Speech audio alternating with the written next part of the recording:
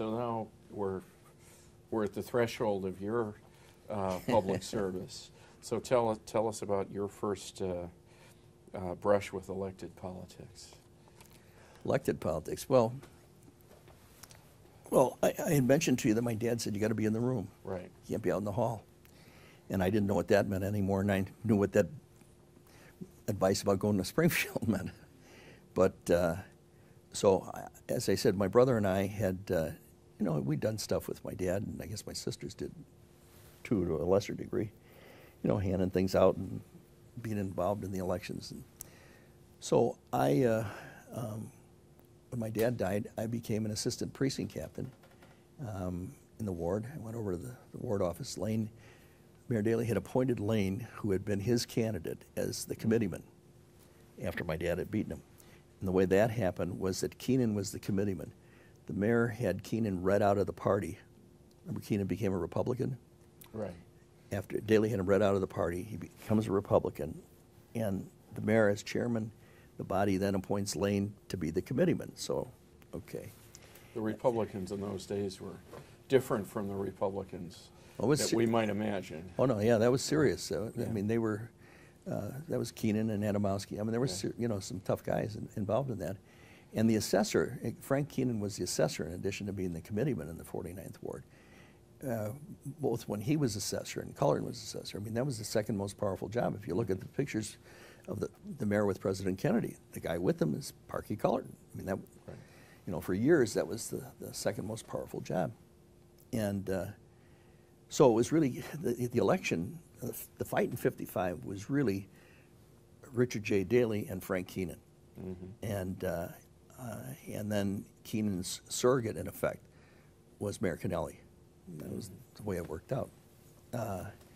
So now, Lane is the committeeman. My dad's dead, so I became an assistant captain. And then, while I was in law school, I did some of that. And then I became a captain.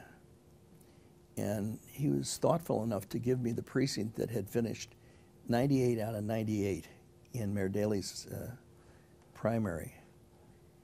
He wanted to do everything he could to help me out, I guess, in getting started with the emphasis around out. Yeah. And so he gave me the precinct that was the high-rise on Sheridan Road, where the building the Republican committeeman lived in, heavily Jewish building, and Eddie Price was the Republican committeeman, Mike Zlatnik was their state representative. They all lived there. It was solid Republican, 98 out of 98.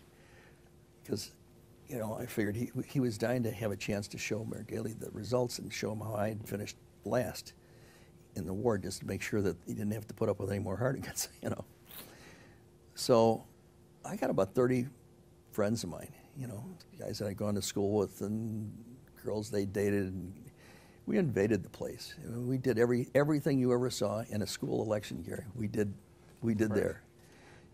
This way to the polls, and we're using walkie-talkies, and we're doing. I got Esther Saperstein to take me into the building that had the heavy numbers of Jewish voters in it, right. And we touched the mezuzah, and Esther and I'd go in and be 2 cents playing, and I mean, we were rocking. We were pretty good. So we finished 17th, so 17 out of 98, and then I eventually became the #1 captain in the ward.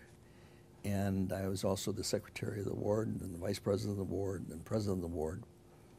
And I did that at the same time that I was working in the health department, and then in the mayor's office. As I said, I was the only one that was in politics. Mm-hmm. The others were just in government. And then Wagoda came in to see me one day. Paul Wagoda, who was Tom Keene's partner. And Wagoda said that the mayor had told him that he wanted him to be the committeeman to replace Lane. Lane was going to be departing. So I'm looking at Wagoda and I'm thinking, you dirty so-and-so. Yeah. He hadn't done anything in the war other than show up for show business purposes. Right. I mean, he's one of those guys that would talk about it, but didn't do any of the work. I'm the #1 captain, and I'd done all the work. And plus, I had run 3 campaigns for Mayor Daley. Chicago '67, We Care and For Chicago, which was, supposedly the most creative volunteer campaigns up to that time that had ever been held in the country. I mean, I remember the mayor taking all the stuff to a meeting with Ted Kennedy to explain the whole process that we used in Chicago '67. Anyway, so I'm thinking to myself, I don't get this, So I went in to see the mayor after Wagoda left. He was the second most powerful alderman in the city council at that time. Or maybe third, maybe Marzullo was second. But he was Keene's partner, so, So I said, Mr. Mayor, Paul Wagoda tells me that you want to be the committeeman in the 49th Ward. The mayor said, I didn't say that. And I said, well, that's what he said, you said. And he said, well, why? What's on your mind? And I said, well, I've been working up there. I've been active, as you know. And he said, what are you trying to say? He said, Neil, you have to understand something about this conversation. You have to be willing to accept the consequences if you lose. He says, none of this, the mayor does this, and the mayor, he says, it's you. Now I'm thinking, I got 4 kids, 29 at this point, I think. Now I'm up to $11,000 a year, maybe 10. So he repeated it 3 times, in different aspects of the very short conversation. So finally I said, well, Mr. Mayor, I guess what it comes down to is that I want to run for committeeman. Because if I don't want to hang around for 10 years and then find out that I'm a hack. I'd rather find out right now whether I got it or not. And he said, a what? I mean, you didn't really talk to Daley about hacks, I said, a hack, And he said, oh. He said, well, you got to be willing to accept the consequences if you lose. I said, yeah, So he said, well, do what you think is right. Which was... You've heard that before. Yeah, I heard it before, and he meant it before, and he meant it then, too. So I went out, and so I got started. And what I did was I got a group of people that were my friends within the party. We wrote a platform, actually, about things we thought that the party should do in terms of civic leadership in the community. I wrote that thing. And then what we did was I figured, okay, I'm the #1 captain. If I can canvass 700 people, I can canvass 98 people, the 98 precinct captains. So I went to their homes at night. And that never happened. I mean, the idea, in those days, the ward committee was like a feudal lord, according to Time magazine, So I went to every home of the precinct captain, met with them and their wives, and explained what I was trying to do, and, et cetera. And the ones that ducked me, were not home or blah, blah, blah. Then wherever they worked, I got the other 4 top captains and myself, and we walked in on a couple of them where they worked. Well, that was a little heavy-handed maybe, but they got the idea pretty quick. Here's the 5 top guys in your ward. Walk in and say, are you with us or not? Yeah. So in any event, what it came down to was that the night before was to be the election, in the ward, I had a 1-vote lead, in my opinion.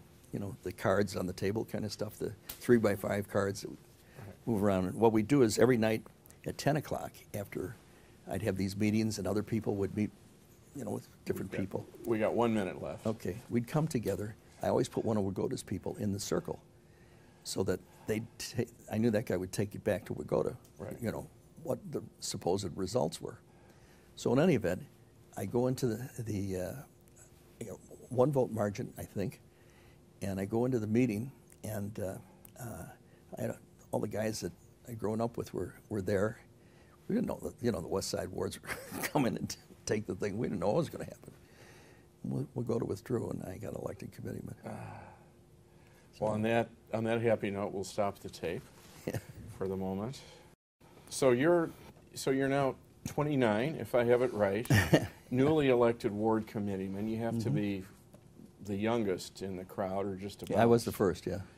Is that right? Yeah, so, the rest of the group followed, which would be, I guess Tom Lyons and Ed Burke, and Mike Madigan was a couple of years later. There's a whole group of younger guys. Tom Hines followed that too. So, what was the first other elected office that you ran for? Well, was that lieutenant governor? Yeah, in party terms, I ran as delegate, Right. For the various conventions, and was elected in the 9th district along the lakefront, and including the '72 campaign. By that time, I was a candidate for lieutenant governor. That Paul Simon, I had gotten to know Paul Simon going to Springfield, and Paul and Gene. And so after I did Chicago '67, which brought together 15,000 people under 25, none of whom were in government, that was the one thing I was telling you about, that Right. the mayor met with Ted Kennedy about, in terms of, Sure. kind of structure, a volunteer structure. Whatever the party did, that was the party's campaign. The campaign we did went right across the grain and was the opposite way. So in any event, Paul and Gene came to the house for dinner, and he asked me if I wanted to run for lieutenant governor. Well, I almost fell off the chair to start with, and then I thought, or then I said to him, I said, well, if you're crazy enough to ask me, sure, I'm delighted to. And so he said, well, good. You're a good man and this and that. So in any event. So you're 34 years old. No. Do I have that right? No. No, I was 32 when I was elected. 32, okay. So I'd be 31 32. at this point 31, that we're okay. talking now. Okay, And I'd be over at the Park District as general counsel there. okay. And just parenthetically, I brought Tom Hines. I brought Art Hamilton was my deputy. He became the chief judge of the family court. Right. And then Tom Hines was my best friend from law school, and I figured, with what was going on over there, I better get the best lawyer I knew over there. So I talked him into coming over, and his wife has never forgiven me for. So he was there, and then Joe Gordon, is the appellate court, brilliant lawyer. And Another great judge. Yeah, he was with us. It was a small office, but it was good, good people. And so, in any event, let